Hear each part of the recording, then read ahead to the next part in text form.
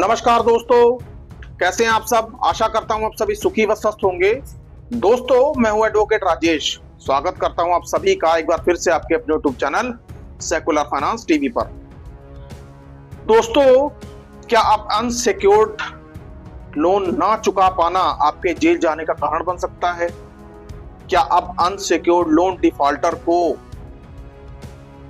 Jail की हवा खानी पड़ सकती है, गिरफ्तार किया जा सकता है या उसके ऊपर क्रिमिनल केस किया जा सकता है या किए जा रहे हैं? दोस्तों, आज हमारी चर्चा का विषय यही है, क्योंकि दोस्तों आज मेरे 2 से 3 क्लाइंट्स ने मुझे आज ऐसे ऐसे नोटिस और सम्मन्स दिखाए कि मैं देख के हैरान रह गया कि कंपनी किस तरह से टैक्टिक्स यूज कर रही है और लोन बोरोवर्स को डरा रही हैं। दोस्तों वैसे कहीं कहीं पर ये चीज सच भी है और कहीं कहीं पे नहीं। अब दोस्तों सवाल ये पैदा होता है कि आखिरकार अनसिक्योर्ड लोन में बीएनएस की धाराओं के तहत कार्रवाई किन लोगों पर होती है और किन लोगों पर नहीं। दोस्तों, धारा 318 और धारा 316 को मेंशन करके लोन कंपनियां नोटिस भेज रही हैं और कोर्ट की तरफ से सम्मन्स भी आ रहे हैं। दोस्तों धारा 318 जो भारतीय न्याय संहिता की है, वो पहले इंडियन पिनल कोड की 420 मानी जाती थी और 316 धारा 406। अब दोस्तों सवाल यह है कि अनसिक्योर्ड लोन में यदि लोन डिफॉल्ट हो जाए तो 420 और 406 के तहत केस करने का आखिरकार मकसद क्या है, इसकी क्या जरूरत है? दोस्तों आज की चर्चा का विषय यही है और आप इससे कैसे बचाव कर सकते हैं, इसमें भी मैं आपको आज बताऊंगा। दोस्तों सबसे पहली बात तो यह कि जैसे आप सभी जानते ही हैं कि आजकल डिजिटल लैंडिंग का जमाना है और डिजिटल लैंडिंग के जमाने में लोन धड़ाधड़ मिल रहे हैं, पर्सनल लोन धड़ाधड़ मिल रहे हैं आपको, और उसके साथ ही लोन रिकवरी प्रोसेस भी कंपनियों का उतना ही तेज है।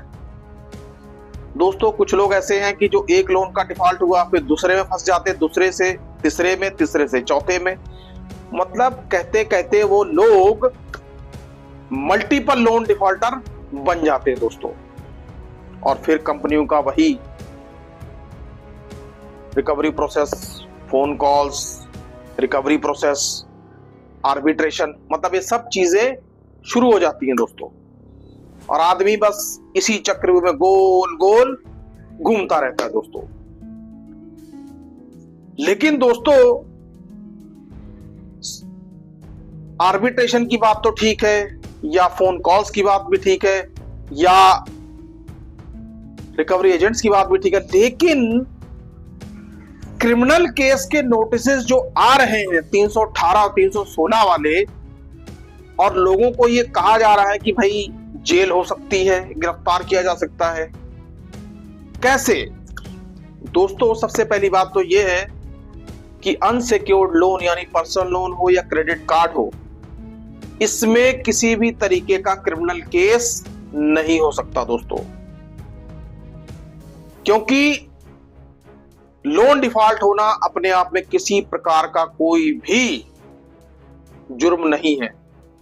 दोस्तों मैं बार बार ये कहता हूं कि यदि आपका लोन डिफॉल्ट हो रहा है या हो चुका है या होने वाला है, तो सबसे पहला स्टेप आपने जो करना है वो है प्रायर लीगल नोटिस। मतलब बिना कुछ सोचे आप प्रायर लीगल नोटिस दे डालिए। आप अपनी तरफ से साफ रहिए ताकि आपको बाद में कोई दिक्कत ना आए, क्योंकि यदि आप ऐसा नहीं करेंगे, खुद से ही पढ़े लिखे बन जाएंगे, चैट जीपीटी से नोटिसेस निकाल निकाल कर खुद भेजने लग जाएंगे, तो आप मुश्किल में पड़ेंगे, क्योंकि फिर बचाने आपको वकील ही आएगा, चैट जीपीटी बचाने नहीं आएगी आपको। यह बात नोट कर लीजिए। और दोस्तों नोटिस खुद से ना भेजिए, क्वालिफाइड एडवोकेट के थ्रू भेजिए, क्योंकि दोस्तों एडवोकेट को यह पता है कि कौन सी धारा, कौन सा कानून मेंशन करना है, आपके लिए क्या बेस्ट है।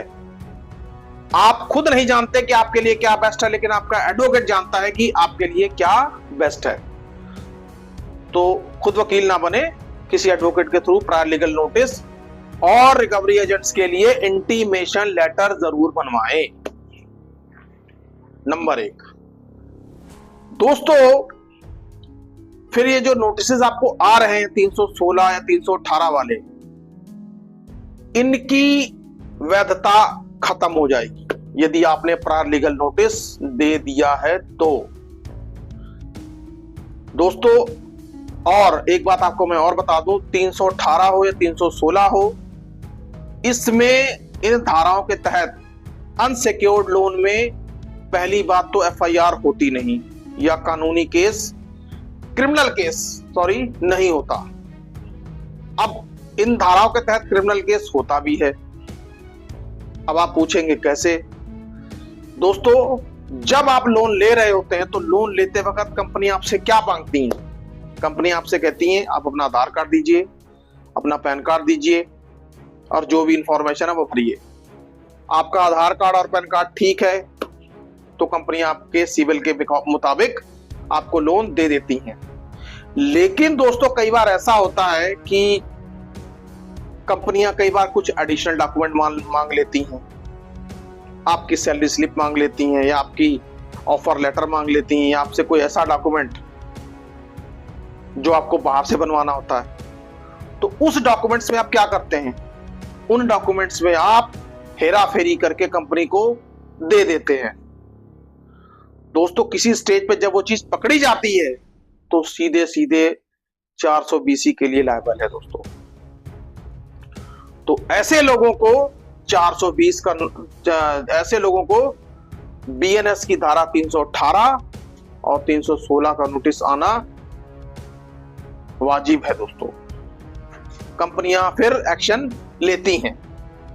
लेकिन दोस्तों, यदि आपने सही डॉक्यूमेंट्स दिए हैं, सब कुछ दिया है प्रॉपरली, डॉक्यूमेंट के हिसाब से सब कुछ कर रहे हैं, तो आपको डरने की जरूरत नहीं है। आपके ऊपर किसी भी प्रकार की कोई कानूनी कार्रवाई नहीं हो सकती दोस्तों। सिर्फ और सिर्फ कंपनियों के पास हथियार है ईसीएस बाउंस का केस और आर्बिट्रेशन। तो दोस्तों, मेरी बात ध्यान से सुनिए। कानूनी कार्रवाई यानी कि जेल सिर्फ उसी को जाना पड़ सकता है कि जिसने अनसिक्योर्ड लोन लेने के लिए फैब्रिकेटेड डॉक्यूमेंट्स यानी कि फर्जी डॉक्यूमेंट दिए हों, उसके ऊपर बीएनएस की धाराओं के तहत केस दर्ज होता है। लेकिन यदि आपने सारे डॉक्यूमेंट प्रॉपरली दिए हैं तो आपके ऊपर यकीन मानिए किसी भी प्रकार का कोई भी केस नहीं होगा। आप निश्चित होकर बैठ सकते हैं। दोस्तों,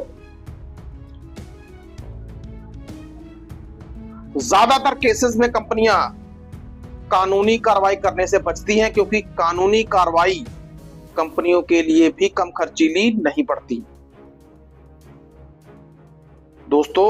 इसलिए मेरी आपसे हाथ जोड़ के विनती है कि जब भी लोन ले तो डॉक्यूमेंट्स बिल्कुल सही और वैलिड डॉक्यूमेंट्स दें। लोन लेना कोई बुरी बात नहीं है, लेकिन गलत डॉक्यूमेंट देकर लोन लेना आप अपने लिए मुसीबत को दावत दे रहे हैं दोस्तों। ऐसा ना करें और किसी भी चक्रव्यूह में ना फंसें दोस्तों। आई होप आपको मेरी द्वारा दी गई 318 धारा और 316 पर जानकारी समझ में आ गई होगी। दोस्तों, मैं आपसे विनम्र निवेदन करूंगा कि कृपया इस वीडियो को ज्यादा से ज्यादा फैलाएं ताकि लोगों को इसके बारे में पता चल सके दोस्तों, और लोग जागरूक हों। सुखी रहिए, स्वस्थ रहिए। जय हिंद, जय भारत।